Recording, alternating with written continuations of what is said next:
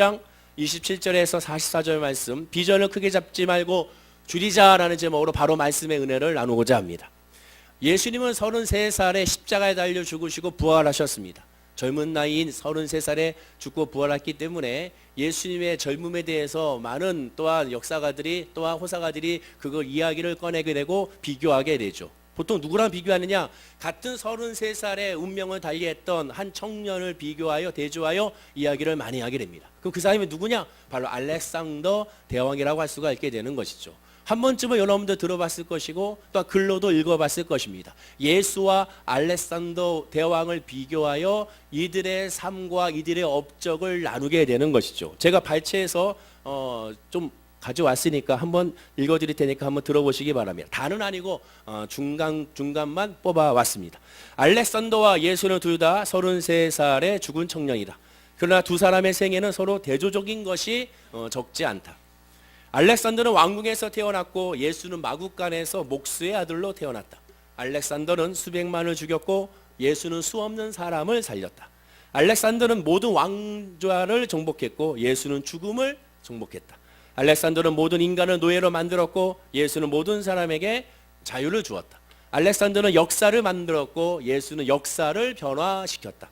알렉산더는 땅을 정복했고 예수는 사람들의 영혼을 정복했다. 이렇게 33가지의 비교 대조를 통하여 나온 시가 있습니다. 한 번쯤은 다 들어봤을 것입니다. 그렇습니다.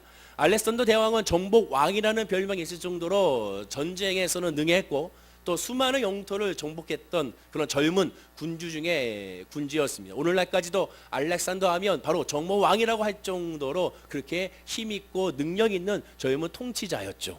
그런데 이런 알렉산더 대왕이 페르시아를 향하여 전쟁했을 때 이런 일화가 있었습니다. 승승장구하면서 전쟁을 계속 나가고 있었는데 파죽지세로 부족함이 없이 전투에 임하고 있었는데 이 늘 승승장구하던 알렉산더 대왕의 이 군이 페르시아의 군에 패배하기 시작하게 된 것입니다. 이제 이 싸움만 이기면 끝나는 것인데 불구하고 그 하나의 싸움을 이기지 못하고 패배를 계속 이어지고 있었다는 것이죠.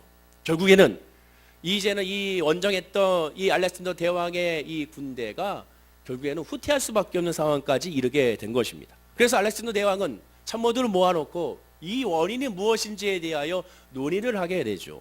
이 위기가 어디서 왔는가 하나하나 살펴봤습니다. 첫 번째 위기는 늘 승리하던 병사들의 나태함과 오만함 때문에 그런 것인가 살펴보게 되죠. 그러나 역시 그런 것은 아니었습니다. 그럼 두 번째는 늘 이기다 보니까 적을 무시했던 것인가? 마치 이스라엘 백성들이 여리고성을 점령하고 나서 아이성을 점령할 때 3,000명 올라가면 된다고 생각했던 그런 오만함이 이들에게 혹시 있었지 않았는가? 그런 무시함이 있지 않았는가? 이런 생각을 하게 됩니다. 그러나 역시 그렇지도 않았지요. 그러면 무엇일까? 계속되는 원정으로 말미암아 피로가 컸던 것일까? 역시 그렇지도 않습니다. 왜냐하면 원정의 필요가 없던 것은 다른 군대에 비교하여 알렉산더 대왕의 군대는 3진으로 구성된 군대였습니다. 1진이 나가 싸우고 2진과 3진은 즉 2진은 예비하고 3진은 휴식을 취하게 되죠. 이런 식으로 반복적으로 해서 싸웠기 때문에 그렇게 큰 피로도는 없을 것이라는 것이 바로 당시에 또 오늘날의 전쟁 역사학자들의 의견인 것을 보게 됩니다. 당시에도 그랬습니다. 알렉산더 대왕과 참모들은 아니야. 이들이 필요해서 전투에 패배한 것을 아닐 것이다. 왜? 이들의 사기는 드높았기 때문에 그렇습니다. 그럼 무슨 이유였을까? 이것에 대해서 가만히 하나하나 따져보게 되니 전혀 생각지도 않았던 곳에서 그 이유를 발견하게 됩니다. 그 이유가 무엇이었는가? 늘 승리했기 때문에 그렇던 것이죠. 그럼 늘 승리했기 때문에 그러면 사기가 높았을 텐데 왜 그런 것인가? 그 승리하게 되면 결국 어떠한 결과물이 이어집니까? 거기에서 전투하고 나서 전리품과 노획물들이 쌓이게 되고 그 노획물과 전리품들을 하나하나 챙기고 이번 전투에 또 챙기고 다음 전투에서 또 챙기고 그 전투에서 또 챙기다 보니까 점점점 그 전리품들이 자기에게 짐이 많아지기 시작을 하게 된 것이죠. 많아지다 보니까 행군이 늦어지게 되고 많아지다 보니까 욕심이 생기게 되고 많아지다 보니까 집에 가고 싶어지는 마음이 더욱더 생기게 되니까 이만하면 됐지라는 생각으로 말미암아 전투에 적극적으로 임하지 않게 되는 겁니다. 워낙 많은 승리에 워낙 많은 노예물에 그들 스스로가 무너져 버리고야 말았던 것이죠.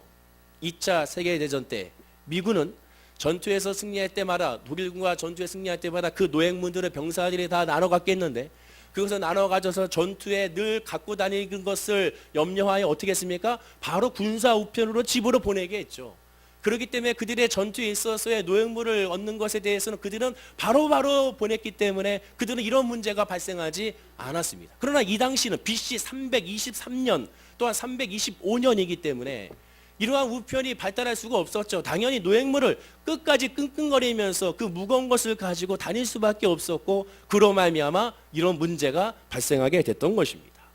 알렉산더 대왕은 이제는 한 가지의 결단을 내릴 수밖에 없었죠. 전쟁에 승리하기 위하여 결국에는 이 노획물들을 어떻게 하느냐, 땅에 파물었다가 나중에 돌아올 때 가져가라고 한 것인가? 그렇게 하지 않았습니다. 그 모든 노획물들을 다 한 군데 모아놓고 불사르게 되죠. 다 불태우게 됩니다. 처음엔 반발했으나 왕의 명령이기 때문에 어쩔 수 없이 그들이 노획물을 다 갖다 놓고 불살았을 때 오히려 그들의 마음은 편해졌고, 불태워지는 것을 보면서 다시 전투에 임하게 되고, 그로 말미암아 전쟁에 승리하여 고향으로 돌아갈 수가 있었던 것이죠. 바로 이러한 모습을 보고 영국의 역사학자 아놀드 토인비는 이것에 대해 이렇게 평가를 합니다. 마치 그들에게 날개가 주어진 것처럼 가볍게 다시 걷게 되었다라고 표현하게 되죠.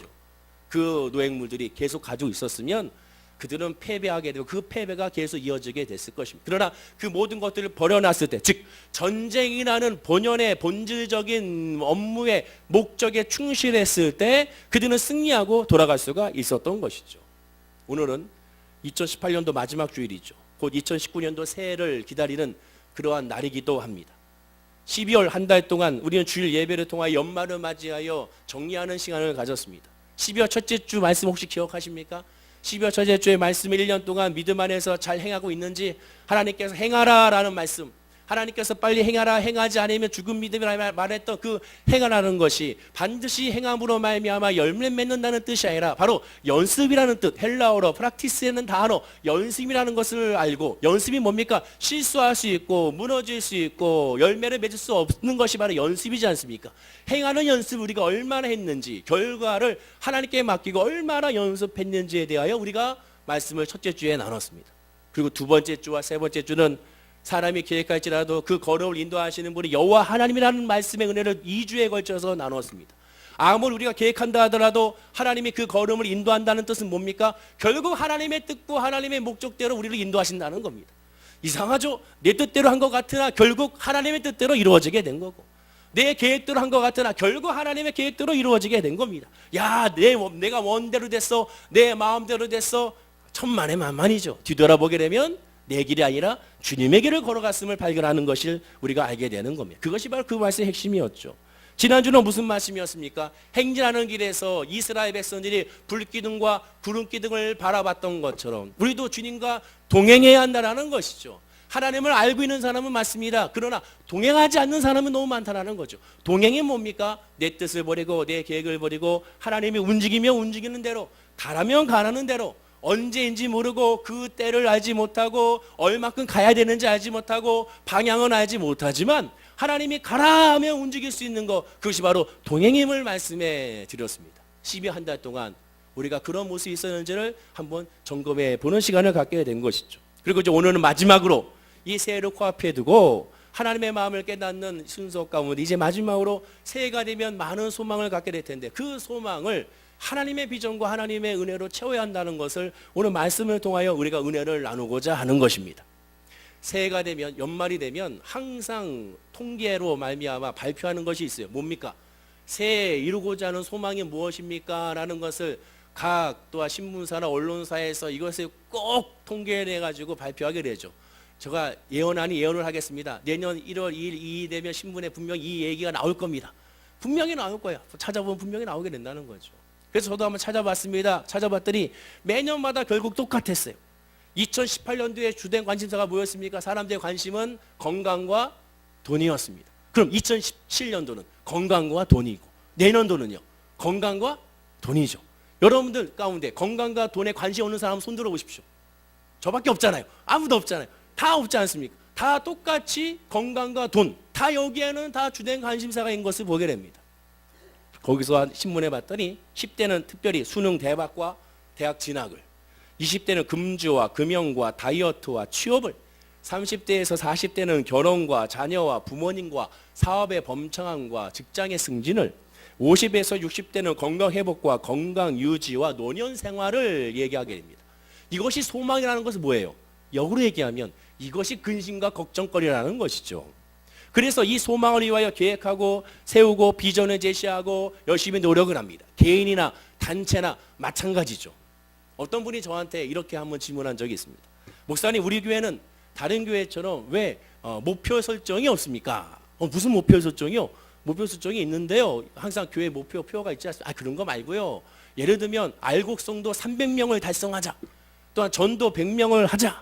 또한 교회학교 200명을 달성하자. 이런 목표가 왜 우리 교회는 없습니까? 저한테 그렇게 질문했습니다. 그래서 제가 이렇게 대답을 했죠. 고린도전서 3장 6절과 7절 말씀을 같이 봅시다 라고 말했습니다. 우리 다 함께 한번 읽어볼까요? 자, 6절과 7절 말씀입니다. 화면과 함께 읽어보겠습니다. 시작. 나는 심었고 아볼로는 물을 주었으되 오직 하나님께서 자라나게 하셨나니 그런즉 심는이나 물 주는 이는 아무것도 아니로되 오직 자라게 하신 이는 하나님 뿐이니라. 뭐라고 말씀? 오직 자라게 하시는 이는 누굽니까? 하나님입니다. 300명이 달성되든 200명이 달성되든 그것은 인간이 하는 것이 아니에요. 교회가 하는 것이 아니에요. 목사가 하는 것이 아니에요. 직분자가 하는 것이 아니에요. 교사가 하는 것이 아니에요. 결과는 하나님께 맡기는 겁니다. 그 우리가 해야 될 건 우리가 신경 써야 될 건 뭡니까? 그 뭐예요? 그것은 얼마나 우리가 물을 줬느냐, 얼마나 복음을 전했느냐, 복음의 통로로서 하나님의 도구로서 쓰임을 받기를 원했고 쓰임을 받았는가, 얼마나 열심으로 성실하게 주의를 감당하고 있었는가, 거기에 집중해야 되는 것이죠. 그리고 그걸 놓고 회개하고 그걸 놓고 다짐하고 그걸 놓고 바라봐야 되는 겁니다. 숫자로 생각하는 순간 세상적인 방법은 숫자로 말하면 숫자 수치로 해서 나가야 됩니다.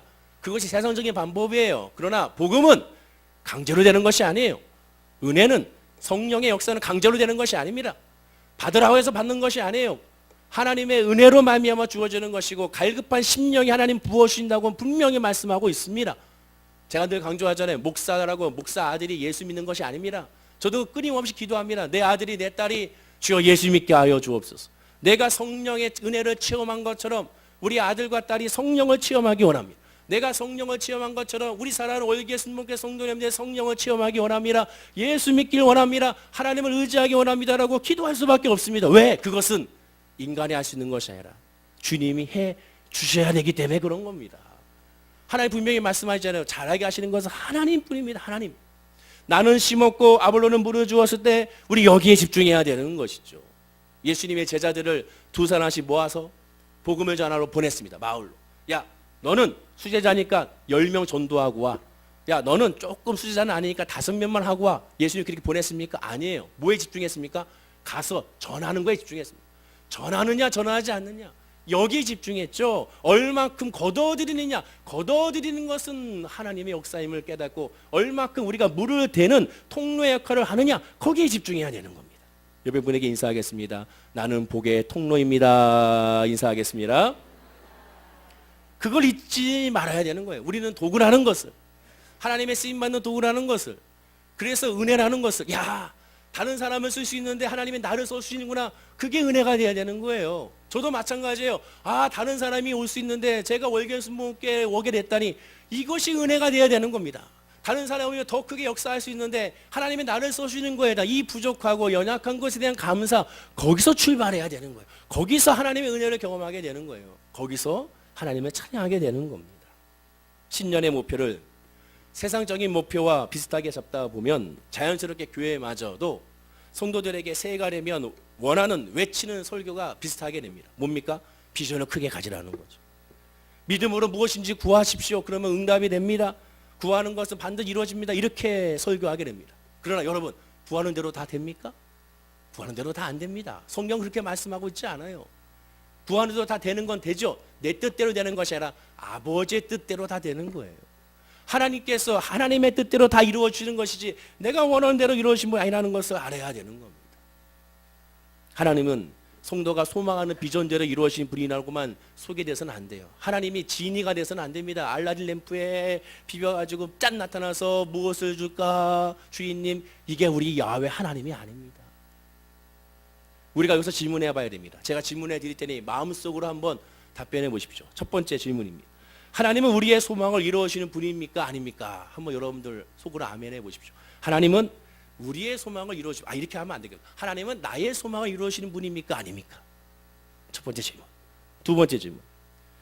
나를 통하여 하나님의 소망을 이루어주시는 분이 하나님입니까? 아닙니까? 이 두 가지 질문입니다. 다시 질문할게요. 첫째, 하나님은 나의 소망을 이루어주시는 분이 하나님입니까? 두 번째, 하나님은 나를 통하여 하나님의 소망을 이루시는 분입니까? 비슷한 것 같은 어마어마한 차이가 있습니다. 믿음의 행로가 완전히 달라집니다. 말씀의 행로가 완전히 달라져요. 그 길이 완전히 달라져요. 그 끝은 완전히 달라질 수밖에 없습니다. 예수님이 뭐라고 말씀하십니까? 자기의 뜻을 위하여 기뻐하시게 역사하신다고 했어요. 하나님의 뜻을 위하여 나를 사용하신다고 그랬습니다. 예수님조차도 내 뜻을 구하고 내 뜻을 이루는 것이 아니라 아버지 하나님의 뜻으로 나간다고 그랬습니다. 자기의 뜻은 없다고 그랬어요. 겟세마네 동산에서 땀방울이 핏방울이 되도록 기도한 이유가 뭡니까? 이 잔을 피해달라고, 이 제한을 피해달라고 그렇게 기도한 이유가 아니에요. 하나님의 뜻에 내가 합당하게 해달라고 기도하기 위하여 그렇게 끝이게 기도하신 거예요. 왜? 육신의 사람이니. 하나님의 뜻이 용납이 안 되는 거예요. 십자가를 받아야 되는데 싫은 거예요. 왜? 아프니까. 멸시와 조롱이 있으니까 100% 인간은 오셨기 때문에 싫은 거예요. 그러니까 이게 거부가 되는 거예요. 그러니까 계속 밤새도록 기도하는 거예요. 하나님의 뜻이 내 마음에 이루어질 때까지. 주님의 뜻대로 하기 원하나이다. 그 예수님의 기도의 핵심이지 않습니까? 우리는 나를 통하여 하나님의 소망이 이루어진다는 것에 대해 집중해야 되는 겁니다. 아, 하나님이 나를 통하여 하나님의 뜻을 이루는구나. 하나님의 나를 통하여 월계 순복음교회 이루시는구나. 하나님의 나를 통하여 우리 교회학교 부서를 이루시는구나. 하나님의 나를 통하여 우리 전도 세진자실을 인도하시는구나. 하나님께서 나를 통하여 우리 성가들을 인도하시는구나. 하나님께서 나를 통하여 우리 구역을 인도하시는구나. 하나님이 나를 통하여 내 가정과 내 직장과 내 사업장을 인도하시는구나. 그것을 깨달으면 그 통하여는 뭡니까? 통로라는 것이죠. 통로. 거기에 어떠한 가치와 어떠한 목소리가 낼 수가 없는 그저 통로의 역할에 불과한 것을 기억해야 되는 겁니다. 정말 문제는 성도가 가진 소망 가운데 비전 가운데 그 하나님을 구하지 않는 것이 너무나도 안타깝다라는 겁니다. 여러분 내년도에 계획이 짜셨죠? 그 계획에 하나님의 뜻을 얼마나 구했는지 한번 살펴봐야 됩니다. 하나님, 내가 세운 이 계획에 정말 하나님의 뜻이 합당할까요? 하나님의 마음이 합당할까요? 만약에 하나님의 뜻과 하나님의 마음 합당하지 않다면 이것을 하나님 돌이킬 수 있도록 내 마음에 믿음을 달라고 기도해야 됩니다. 그때마다 내가 섭섭하지 않도록, 그때마다 내가 좌절하지 않도록 내 마음을 굳건하게 성령으로 붙잡아 달라고 기도해야 되는 거예요. 매년 경제가 힘들어도 주저르지 않는 관심이 건강이라고 말씀을 드렸습니다. 건강에 대해서는 많은 관심을 갖고 비용도 많이 썼고, 특별히 전 세계에서 특히 OECD 국가 가운데 병원에서 가장 많은 돈을 쓰는 나라가 우리 대한민국이라고 하죠. 그만큼 관심이 많은 겁니다. 육신적으로 건강하려면 어떻게 됩니까? 일단 다이어트 해야 되고 소식해야 되죠. 소식해야 건강하다고 말합니다. 영적으로도 마찬가지입니다. 영적 건강하기 위해서는 바로 소망의 다이어트가 필요합니다. 비전의 다이어트가 필요해요. 즉 인생은 소망하는 것을 쟁취하여 쌓아나가는 싸움이 아니라 성도의 인생은 쓸모없는 것을 버리는 싸움이라고 할 수가 있게 되는 겁니다. 서두에 말씀드렸던 것처럼 바로 알렉산더 군대들이 그들이 전투를 하기 위하여 그들의 노획물들을 버리고 싸웠던 것처럼 버리는 작업이 필요하죠. 오늘 본문 말씀이 그것을 우리에게 제시해주고 있습니다. 사도행전 27장은 사도 바울이 로마로 행선할 때 폭풍우를 만난 장면입니다. 거센 풍랑이 언제 끝날지 몰라서 처음에는 식량을 아꼈어요. 왜? 당연히 아낄 수밖에 없죠. 언제 육지로 갈지 모르니까 포효하고 있으니까 음식을 아껴 먹을 수밖에 없습니다. 그러나 눈앞에 육지가 보이자 마지막으로 모든 음식을 다 나눠 먹고 원기를 회복한 후에 배를 가볍게 하기 위하여 모든 것을 버렸습니다. 밀도 버리고 또한 여러 가지 물품들을 버려서 배를 가볍게 하고 나서 그 다음에 육지로 향한 것을 보게 됩니다. 그들에게 가장 중요한 것은 뭡니까? 생명이죠. 생명. 지금 살아있는 것이 중요하지, 지금 먹는 것이 중요하지 않고, 지금 의복이 중요하지 않냐고, 지금 금은부화가 중요하지 않죠. 사람이 목숨이 없어지면 무슨 이게 의미가 있겠습니까? 그래서 배에서 다 과감하게 버릴 수가 있었던 겁니다. 밀도 버리고 금은부화도 버리고 가구도 버리고 무기도 버리고 다 버려버리게 되는 것이죠. 알렉산더 대왕도 전투라는 궁극적인 목적을 위하여 다 버렸던 것처럼 버려야 되는 겁니다. 자, 그러면 점검해 봐야죠. 내 속에 있는 짐이 무엇인가? 2019년도를 가기 위해서 과연 나는 어떠한 짐들을 버려야 되는지를 살펴봐야 되는 겁니다. 오늘 본문을 한번 읽어보겠습니다. 본문 34 3절입니다. 우리 다 함께 화면과 성경을 통하여 읽어보겠습니다. 시작. 날이 새어 가매 바울이 여러 사람에게 음식 먹기를 권하여 이르되 너희가 기다리고 기다림에 먹지 못하고 줄인 지가 오늘까지 열 나흘인즉 14일 동안 먹지 못했다고 말합니다. 음식이 많이 있었어요. 그런데 14일 동안 먹지 못하고 있는 그런 모습을 보이게 됩니다. 왜? 육지가 보이지 않기 때문에. 육지가 안 보이니 불안하니 먹을 수가 없게 되는 겁니다. 세상 사람들의 특징이죠. 믿음의 사람은 달라야 됩니다. 27절 말씀 볼까요? 자, 27절 말씀도 다 함께 읽어보겠습니다. 시작. 19째 되는 날 밤에 우리가 아드리아 바다에서 이리저리 쫓겨가다가 자정쯤 되어 사공들이 어느 육지에 가까워지는 줄을 짐작하고 즉 19 동안이나 먹지 못하고 있다가 육지가 가까운 것 같은 그런 짐작을 하게 됩니다. 중요한 건 뭐냐? 짐작했다라는 거죠. 확신한 것이 아니에요. 확신이 없어요. 짐작입니다. 짐작. 예수 믿으면 짐작이 아닙니다. 확신입니다. 확신. 하나님의 나를 사랑하신 확신. 하나님의 나를 인도하신다는 확신. 하나님의 나를 역사하신다는 확신. 하나님이 옳다라는 확신. 그 확신이 믿음입니다. 믿음은 확신이 아닌 상태는 믿음이 아닙니다. 구원은 100% 구원이지 90% 구원이 아니라고 말씀드렸어요. 나 80% 믿은 것 같아요. 나 한 79% 구원이 된 것 같아요. 그건 구원이 아닙니다. 구원은 확신입니다. 확신. 어느 육지에 가까이 줄을 짐작하고가 아니라 확신해야죠. 연말 연초에 사람들은 그것을 확신하지 못하기 때문에 불안하기 때문에 결국 내가 듣고 싶은 소리를 해주는 사람들에게 쫓아가게 되죠. 그래서 토종비결을 보거나 점집에 찾아가거나 심지어 신령하다는 어떠한 목사를 찾아가서 자기가 듣고 싶은 말을 또 헌금을 주고 듣게 되는 겁니다. 하나님의 말씀이 아닌 내 소리를 듣고자 내 소리를 확신하고자 하는 것이죠. 왜? 모르기 때문에. 확신이 없으니까. 그러니까 음식에 배가 있어도 불안하여 먹을 수가 없게 되는 겁니다. 내 앞에 예수 그리스도가 계시는데 그런데도 불구하고 예수가 여기 계시면 나금을 있겠나이다는 그런 어리석은 고백을 하게 되는 거죠. 지금 성전에 와 있는데 하나님 앞에 부르짖으면 되는데 하나님의 말씀에 귀 기울이면 되는데 하나님의 말씀에 아멘하면 되는데 하지 않는 겁니다. 왜? 확신이 없기 때문에 그런 것이죠. 그것이 안타까운 거죠. 예수님이 그것 때문에 눈물 흘리셨죠. 예수님이 그것 때문에 슬퍼하셨죠. 예수님이 그것 때문에 십자가에 달려 죽으셨죠. 그리고 부활하셨음을 우리가 발견하게 되는 겁니다. 자, 이때 믿음의 사람 사도 바울이 뭐라고 합니까? 34절이죠. 역시 한번 읽어보겠습니다. 34절입니다. 시작. 음식 먹기를 권하노니 이것이 너희의 구원을 위하는 것이요 너희 중 머리카락 하나도 잃을 자가 없으리라 하고. 뭡니까? 머리카락 하나도 잃을 자가 없으리라. 없을 것입니다가 아닙니다. 없을까 하노라가 아니죠. 없으리라 확신하고 있습니다. 믿음은 확신입니다. 어찌됐든 알지 못해요. 지금 14일 동안 표류했다면 사도 바울도 인간인지라 얼마나 불안했겠습니까? 그러나 사도 바울이 읽지 않았지만 여러분 앞부분부터 여러분 전체적으로 보시면 사도 바울이 하나님을 의지하고 하나님을 바라보고 하나님께 기도하면서 하나님에 대한 말씀으로 확신을 갖게 되는 겁니다. 그러면서 말하죠. 자, 38절을 우리 큰 소리로 화면과 함께 읽어보겠습니다. 배부르게 먹고 밀을 바다에 버려 배를 가볍게 하였더니. 먹으라는 거죠. 배부르게 먹고 그 다음에 뭐 했습니까? 다 버려버렸습니다. 예수 안에 있는 저와 여러분들이 뭐 해야 됩니까? 말씀을 먹어야 돼요. 말씀. 2018년도에 말씀을 먹었는지 안 먹었는지 한번 살펴보십시오.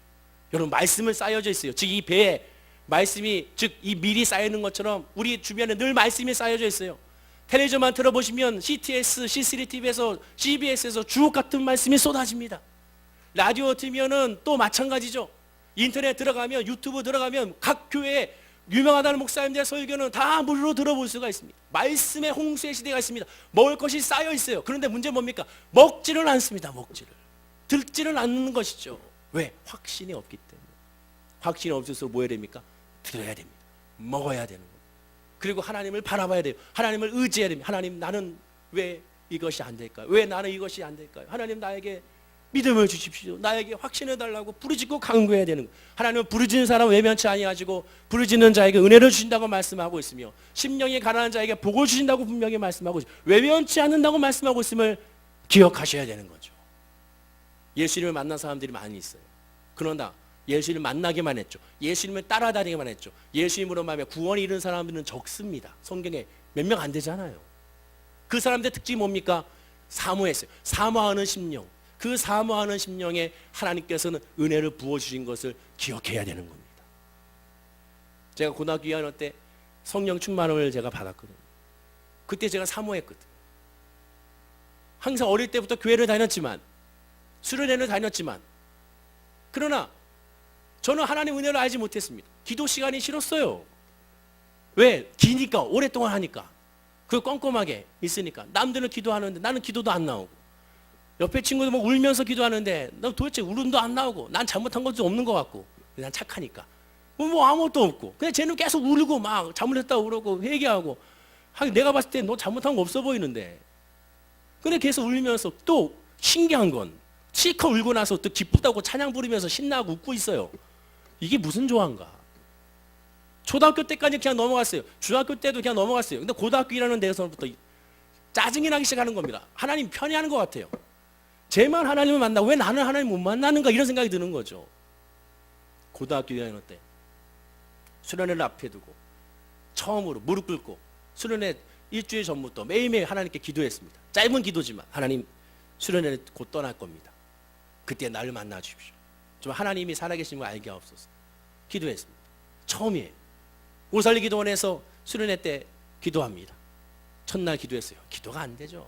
둘째 날 기도했어요. 안 됩니다. 마지막 셋째 날에 기도하는데 안 돼요. 마지막 시간인데, 마지막 날인데 이제 내려가야 되는데 기도해도 안 돼요. 뭐 아무것도 감동도 없어요. 기도도 안 나와요. 한 1분 기도했더니 더 이상 할 말도 없어요. 그렇지 않습니까? 할 말도 없잖아. 또 반복적으로 하면 또 중원부원 기도라고 할 것 같아가지고 할 말도 안 나와요. 근데 순간 마음 가운데 갑자기 욱하는 마음이 생깁니다. 갑자기 짜증이 확 일어나면서 하나님한테 이럴 수 있냐고, 이 마지막 시간인데 내가 기도하지 않았냐고, 근데 왜 나 안 만나주냐면서 하나님께 소리를 쳤습니다. 그 순간 성령이 임했어요. 그 순간 회개와 통회와 자복하고 하나님 앞에 엎드려서 세상에 기도 시간이 왜 이렇게 짧은지, 그리고 하나님께 기도하고 나면 왜 이렇게 마음이 평안하고 기쁘고 감사한지 그때 깨닫게 된 거예요. 하나님은 사모하는 심령에게 성령을 부어주십니다. 외면치 않습니다. 그리고 그것에 대한 믿음의 확신을 가지고 더 이상 흔들리지 않습니다. 그 이후로 흔들리지 않는 모습을 발견하게 되는 것이죠. 그리고 말씀을 먹고 나서 뭐 해야 됩니까? 그 다음에 버려야 되는 거예요. 자, 그때부터 버릴 수가 있어요. 먹지 않고는 버릴 수가 없습니다. 아, 버리세요. 이제 내려놓으세요. 안 돼요. 하나님의 은혜가 임하지 않고서는 버릴 수가 없습니다. 성령의 역사가 아니면 절대로 안 돼요. 그렇게 되면 의가 됩니다. 아, 내가 버렸으니 이만큼 내가 해야 돼, 이런 생각이 드는 거예요. 진짜 하나님의 은혜가 임하게 되면 자동적으로 버리지 마셔야죠. 버려지게 되는 거예요. 그것이 성령의 인도하심입니다. 자, 버릴 때 어떤 역사가 나타날까요? 39절입니다. 화면 함께 읽어볼까요? 자, 시작. 날이 새매 어느 땅인지 알지 못하나 경사진 해안으로 된 항만이 눈에 띄거늘 배를 거기에 들여다 댈 수 있는가? 의논한 후에. 버릴 때 뭐가 보여요? 육지가 드디어 보이게 됩니다. 확신하지 못했던 그 짐작이 버리자 확신으로 다가오게 되는 거예요. 이것이 믿음의 역사입니다. 이것이 은혜의 역사입니다. 우리도 버릴 때 예수 그리스도를 만나게 되는 거예요. 두 손 들을 때 의지할 것이 없이 두 손 들 때 그때 주님을 만나야 되는 겁니다. 바닥을 쳐야 된다는 거죠. 바닥을 친다고 했더니 어떤 분이 바닥을 친 줄 알았더니 지하가 있더라고요, 이렇게 얘기하시더라고요. 그럼 지하로 또 들어가셔서 더 들어가서 정말로 두 손 들어야 돼. 지하가 있다는 것은 또 뭔가 의지하고 있다는 거잖아요. 인간은 참 안타까운 게도 정말로 의지할 것이 없어야 두 손 들고, 정말로 의지할 것이 없어야 주님을 부르짖고, 정말로 의지할 것이 없어야 하나님을 바라봅니다. 근데 그것도 은혜임을 나중에 깨닫게 되는 거예요. 자, 그렇다면 성도의 내면에 누르고 있는 그런 얽매이게 있는 문제와 아픔과 상처, 이 모든 것을 어떻게 버려야 되는가? 욕심을 버려야 되는가? 기도하고 말씀 보면 되니까? 네, 그렇습니다. 기도하고 말씀 보면 돼요. 다른 것은 없습니다. 정말로 기도하고 말씀 봐야 됩니다.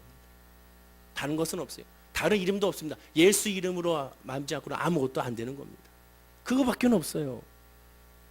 무엇을 버리기 위해서는 무엇이 중요하고 무엇이 더 중요한지를 분명한 기준을 제시해야 되는데, 그 기준 제시도 골로새 3장 5절에 말합니다. 탐심을 우상숭배라고 하지 않습니다. 여기서 말하는 탐심은 세상적인 욕심을 말하는 것이 아니라 성경적인 탐심, 탐욕은 하나님의 뜻과 관계없이 내 뜻을 구하는 것이 다 탐욕입니다. 하나님을 다 앞세우는 것이 다 탐욕이라고 할 수가 있게 되는 것이죠. 하나님의 정하신 일이라면 반드시 하나님이 이루신다는 것을 확신해야 됩니다.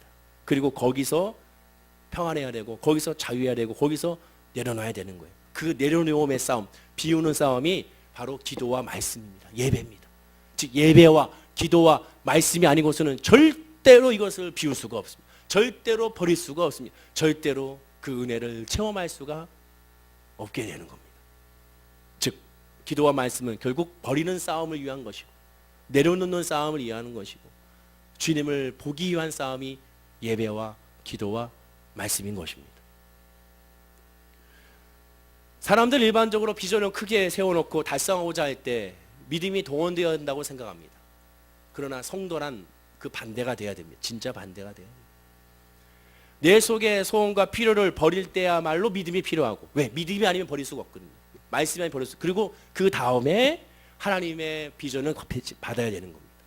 빌립보서 2장 13절입니다. 우리 다 함께 한번 화면과 함께 읽어볼까요? 시작. 너희 안에서 행하시는 이는 하나님이시니 자기의 기쁘신 뜻을 위하여 너희로 소원을 두고 행하시게 하시나니. 하나님 어떻게 하십니까? 우리에게 하나님의 소원을 우리에게 두시고 행하신다고 하셨어요. 그럼 하나님 우리에게 소원을 두기 위해서 우리 마음이 비어져 있어야 되죠. 빈 배가 돼야 물고기를 채울 수가 있는 거죠. 우리 마음이 비어져 있어야 됩니다. 하나님의 것으로 다 비워놔야 되네요. 그리고 나서 채워야 되는 것이죠. 빌립보서 1장 6절에 말하기를 너희 속에 착한 일을 시작하신 이가 그리스도 예수의 날까지 이루실 줄 우리가 확신하노라 라고 말합니다. 하나님께서 우리를 통해 이루신다는 것을 확신해야 된다는 거죠.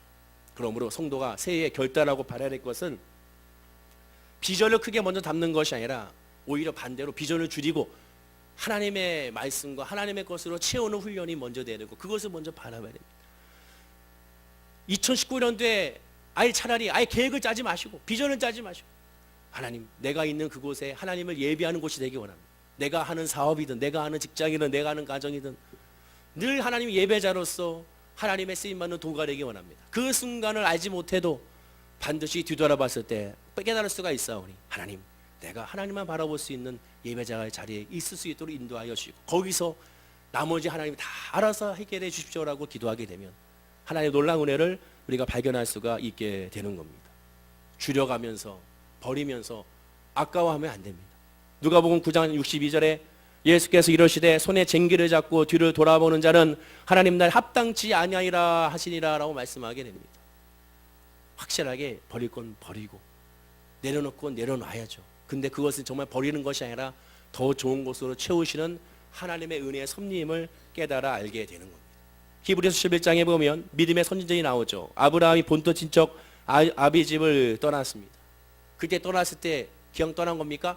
하나님의 말씀을 받고 떠났어요. 그것이 중요하죠. 나도 떠나야지. 말씀 받지 않는데 어떻게 떠납니까? 나도 잘해야지. 말씀 받아야 잘하죠. 말씀 받아 이루어지죠. 즉 말씀 받는 것은 먼저 중요시 여기지 않고 먼저 할 수 있다 하면 된다. 절대적인 긍정적인 믿음으로 나아가자. 택도 없는 겁니다. 하나님의 말씀이 임해야, 성령이 임해야 긍정적인 믿음으로 나아가지. 성령의 믿음이 임해야 소망으로 나아가지. 성령의 믿음이 임해야, 말씀이 임해야 그 말씀으로 움직이지. 말씀이 없는데 어떻게 우리가 해나갈 수가 있겠습니까? 그래서 먼저 집중해야 될 것은 뭡니까? 먼저 하나님 말씀입니다. 말씀. 주여 나에게 말씀을 주십시오.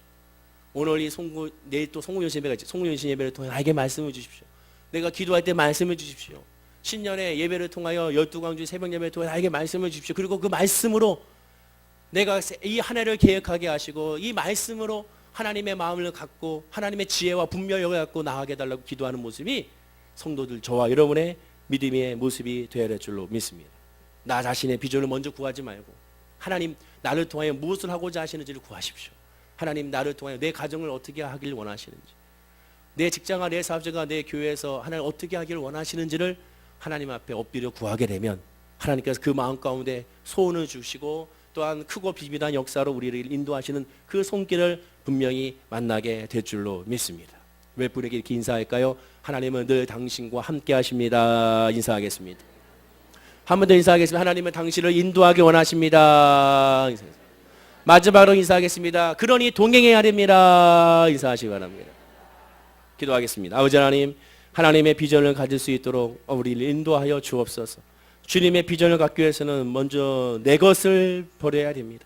내 생각을 버리고 내 가치관을 버리고 내 계획을 버리고 내 아버지 과정을 버리고 하나님의 것으로만 먼저 채우게 하옵소서. 주여 말씀하여 주시고 그 말씀으로 믿음의 확신이, 그 믿음의 은혜가, 믿음의 소망이 있게 하셔서 그 믿음으로 2019년도를 바라볼 때 억눌리고 또한 아버지는 눌리고 답답한 것이 아니라, 캄캄한 것이 아니라 주의 말씀으로 비춰봤을 때 희망이 되고 소망이 되고 또한 기대가 되고 설레이는 우리 성도님들의 믿음과 삶이 될 수 있도록 복을 부어 주시옵소서.